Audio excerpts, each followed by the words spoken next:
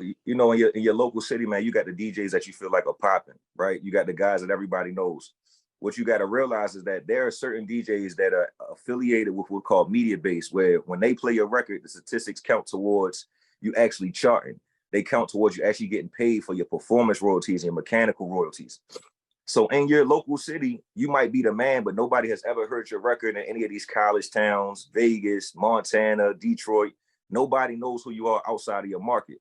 So what I did, Sean, that was different is that I affiliated myself with different DJ pools, your core DJs, your coalition DJs, your vertigos, your MP3 Wax, all of your DJ pools. And then I specifically sought out the DJs that was also affiliated with Media Base, which means that I need you guys playing my record on the mix shows. I need to be a part of the 9 p.m. rotation.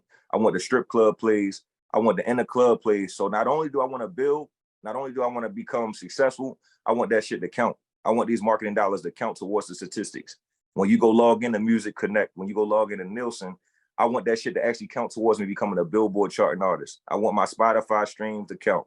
So it was stuff that I learned, bro, early on. Like, we like SoundCloud. SoundCloud doesn't count towards you getting your RIAA certifications. You understand what I'm saying? You can go ahead and use your Audio Max. You can go ahead and use your datpiff.coms, which we place the emphasis on as far as building audiences, but that shit don't translate to dollars.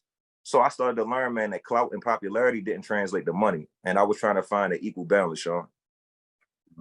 So with the media-based specific DJs, so I know about like the coalition ones, you know, like the MP3 Wax ones.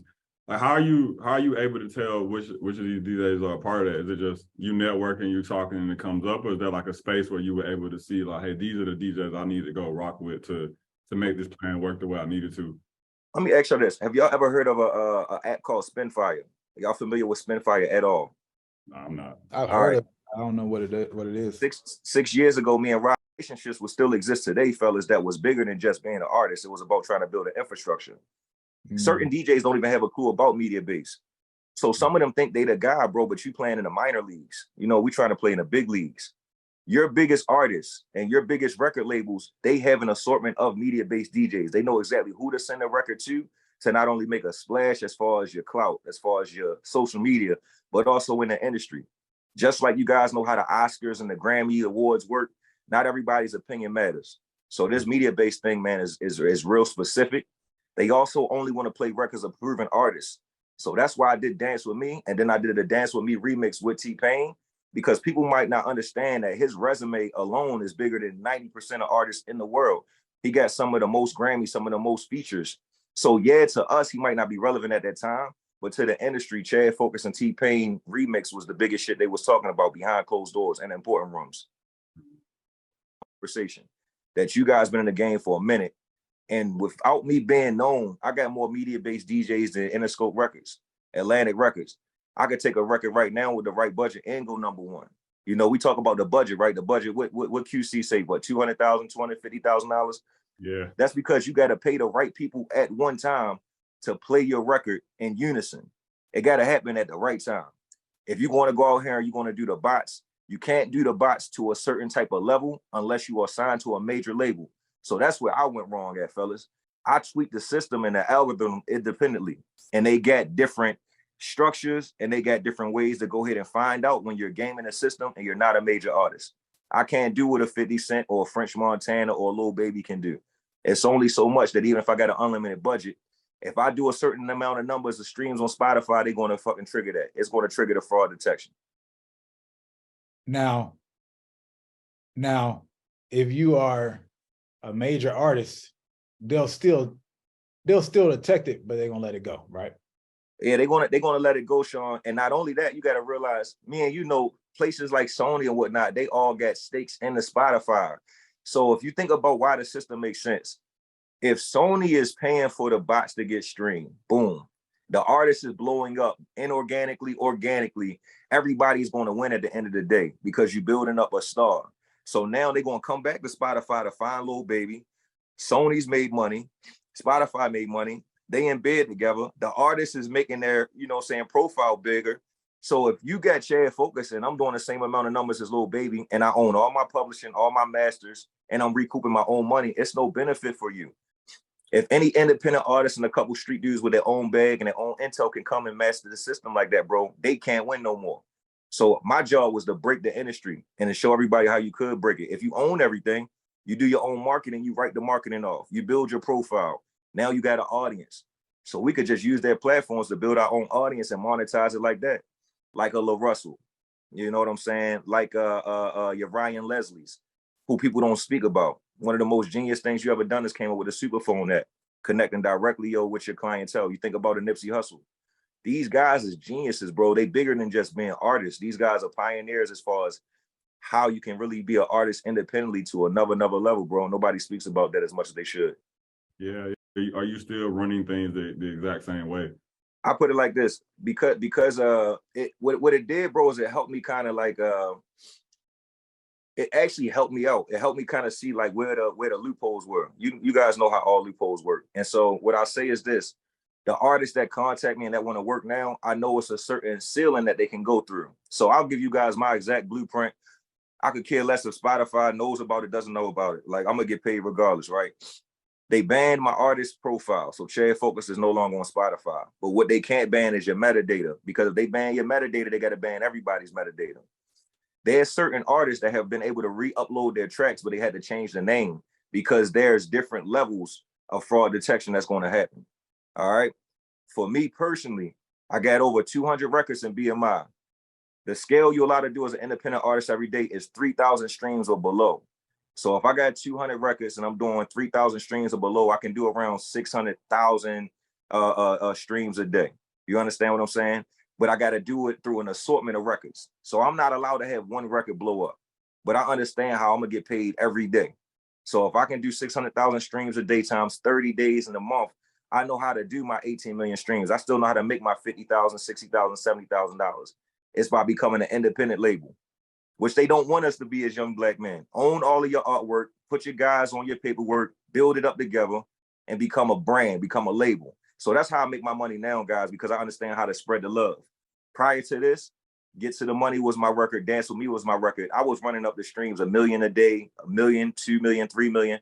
And they was like, yo, how's this kid doing more streams than your Taylor Swift, your Uzi Verts, your Kodak Blacks, your Drakes?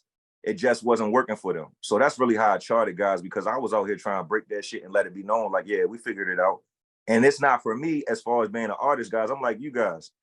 At the end of the day, I love the music, I love the culture, yo, but I love the game more than that. How can I blow up this single to be as big as possible? To like, no, how can I just focus on making my entire catalog be so big that it escapes under the radar? Is that what you're saying? Big facts. Big facts, Jacoby. And that's how I communicate with the artists that come to me now. Like, yo, bro, if you want to do 1 million streams, give me an album. Give me an album and give me 30 days and let's make it make sense. And if the algorithm takes off, or people like this record and the way that we put it on different playlists and we move shit around, then you're going to know which record works for you. So let the data tell you. If you're an artist, the one thing I want you to know if you're watching Contraband Agency is let the audience, let the people tell you what the record is. Just do the initial marketing. You'll figure it out. You'll figure out what they like. And then you go ahead and put your budget behind that record full force and your visuals and everything you got going on. So that's a campaign. So I like to do that, guys. I like to figure out what's working first before I go ahead and scale up. Got you. Yeah. So what you about to ask something? The engineering fellas, 2011. And I got into the marketing world. And it first started, guys, with the search engine, which is Google, Yahoo, Bing. Companies paid me lots of money to help them rank on the first page of Google, because if they had certain keywords that was bringing them traffic, they didn't have to spend money on paid advertising. The best client is an organic client, somebody who feels like they found something. But people don't realize organic is just a strategy. It's just a term, fellas. It's just a strategy. It's just a way that people feel like they found something. It's a fulfillment. Mm-hmm. You can either do paid or you can do organic. When I came in the game, bots were used to manipulate the search engines to make people's content show up higher than others. So if you got YouTube and your name is BrandMan Sean and you're doing a video on Gucci Mane and it's 20 million people searching for Gucci Mane that day and your video shows up first, Sean gonna get 18 million of those views. He probably gonna be rich overnight off of advertisements and clicks and whatever else he's doing. He might have to invest in his visibility. So Sean doesn't have to be Hot 97 or Complex or DJ Academics or Say Cheese if he got a guy like me, because I can use bots to make Sean an authority for whatever content he's posting on the internet. So that was the initial way I got into this lane. I was working for Wall Street companies that weren't as big as Wall Street Journal, that weren't as big as The Street, and they wanted their financial news information to show up in front of everybody in the world.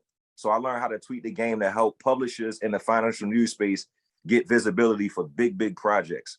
They paid me a lot of money based off the front end and the back end sales. So I became a millionaire, guys, in my early 20s. When I seen how that industry worked, this was before Spotify, Tidal, and Apple Music came out. When that came out, the same exact contractors I was using from Upwork, guys, and Fiverr.com, they transitioned right along with me from the Google search engines to social media to YouTube. Social media, YouTube, Google, the one thing that nobody has a conversation with, Spotify, they're all search engines in their own respects. They're just search engines for different topics and different niches. The concept is exactly the same. So the ability to tweak an algorithm based on traffic, views, likes, comments, streams is synonymous in every industry, fellas. So this don't just start and stop, with the music industry. This shit is everywhere. You can tweak this shit any and everywhere. If you understand the music industry, labels been buying artists' records forever. If you go back to 50 Cent and you go back to Kanye West, they were buying those records to make sure one guy went platinum. They were making sure that you went #1 on Billboard, because you were #1, then clout took over and then people really came to buy the records and engage. So being #1 has always been the goal, whether you were in the music industry, whether you was in different publishing world. And that's how I got started with the bots, guys. I've been building one of the biggest bot networks for the last 12 to 13 years. When I was indicted, the conversation that nobody had was that Chad Focus took $4 million and we feel like he invested into the Chad Focus brand. A lot of the headlines that people took was that he invested this money into the music industry. Now y'all know I'm too intelligent to take $4 million and not have 50 #1 hits and not to get a Drake fucking feature and all this other shit. So that was just bullshit. The idea was to make it look like I was fucking ignorant, because if he got all this money and he got records and he don't blow up, y'all need to stick with us. It was a shot at us. Like, y'all niggas ain't smart. Y'all better come and stick with us. Y'all gonna come and buck the system? Is you crazy? Is y'all Lonzo Ball's father? Is you LeVar Ball? You're not sending your son over to Turkey and he becoming the #3 pick and he's LaMelo Ball. They don't want that, bro. That's how you see how they attack anything that doesn't make sense to them. Early before I became an artist. So I'm gonna break this down to y'all. Y'all gonna lose your minds with this one. Lil Baby and Moneybagg, this is before Lil Baby was who he is today. This is before he was 200 occasion, whatever that Lil Baby version is. This is Lil Baby at $30,000 a show. Yeah. This is Lil Baby at $30,000 a show and Chad Focus at $500,000 a show. And the way that you do it is Ticketmaster is going to go ahead and, if you make a deal with them and you're going to be a promoter, you can go ahead and buy out a venue. So let's just say you buy out MeQ Pavilion or you buy out Madison Square Garden. You pay them up front. They want to get 30% of whatever you do as far as a net. The day that the tickets come out, you got something called a fire sale, guys, or early bird sale, which means that you could probably get the tickets for less the first day of. What companies like Ticketmaster were doing and record labels were doing is they were buying out 80% of the tickets the day of at the lowest price that you could. All right. Because now, once you guys understand why this is genius, they can write that money off as marketing. So they giving your radio station tickets, they giving tickets to the kids, they giving tickets to the artists, they doing all types of promotional things with those tickets. But now the concert looks like, this shit about to be jamming. Like, this joint almost sold out. You gotta get you a ticket before there's none left. Now Ticketmaster owns those tickets, bro. They now are going to upsell them for 200, 300, 400% the markup.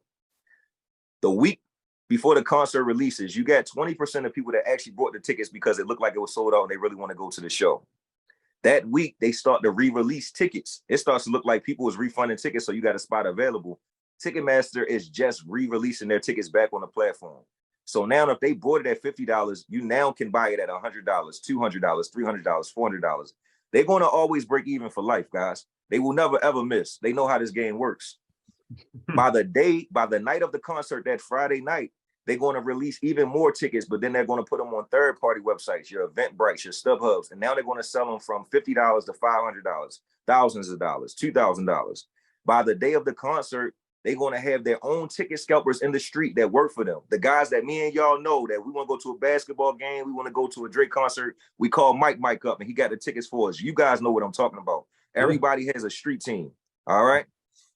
The day of the concert is called urgency, and it's called scarcity.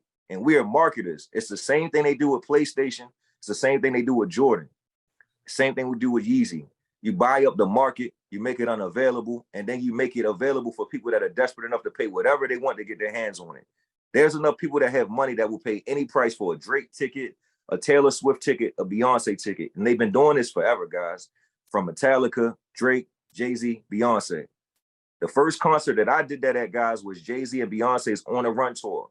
I took my entire hood, 50 people, and then I sold those tickets that I had left over that were front row tickets for 100 grand. So I took my whole hood for free, spent 50 grand, and then I sold the other $150,000 tickets for 100 grand.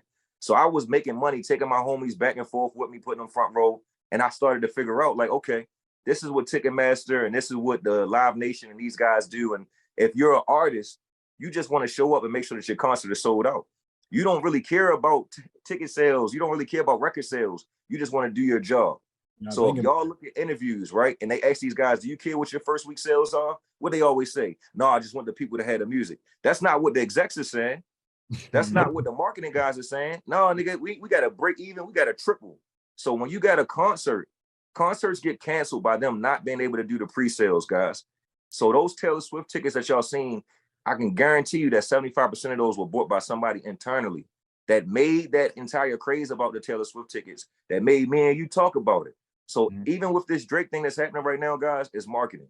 All publicity, good publicity. The concert going to sell out and you're going to go see Drake. Now break this down though. With that in mind, now that